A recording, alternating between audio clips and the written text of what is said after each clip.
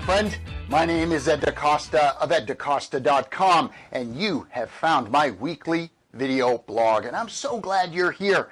Today is Wednesday, May 14th, 2014. The subject this week is Stomp the Ants. Now, you might ask yourself, why would he be talking about stepping on insects? I'm not talking about that at all. ANT is a three-letter acronym standing for Always and Never Thinking.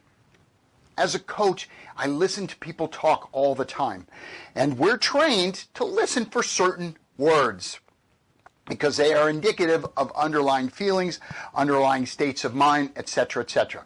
I won't go into it in great length, but let me just tell you why we have a problem with always and never thinking.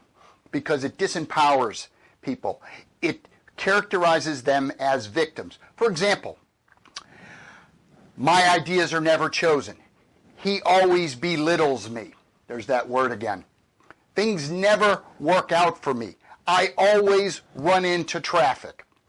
When you really think about these always and never statements, more often than not, they are not true.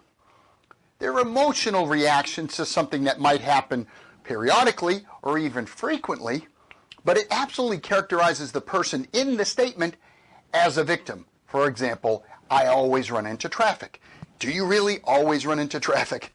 And I know people that have routes to work or to home that have more traffic than others, and they frequently, more than occasionally, run into traffic, but always?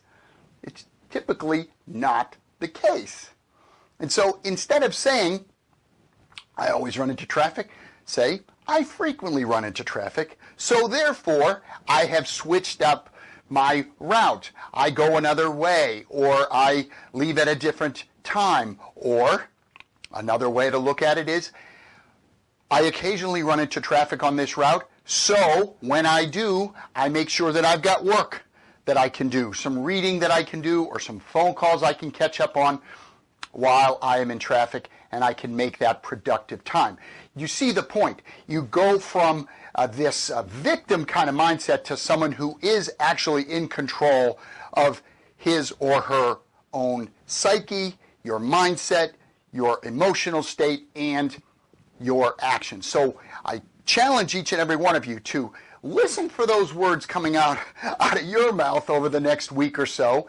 And when you hear yourself saying, I always this, or this always happens, or that never happens to me, have that cue to check yourself. Check that assumption. Is it always true, or is it never true? My challenge to you is to disprove it, to actually do the math, to see if it is in fact an always or never thing, to see if you can lose that victim mindset and regain the power over the things that you have control over. Because it often is not true all the time or never. I hope you found this helpful. Again, my name is Ed DeCosta of DeCosta.com, and wherever you are, make it a great day.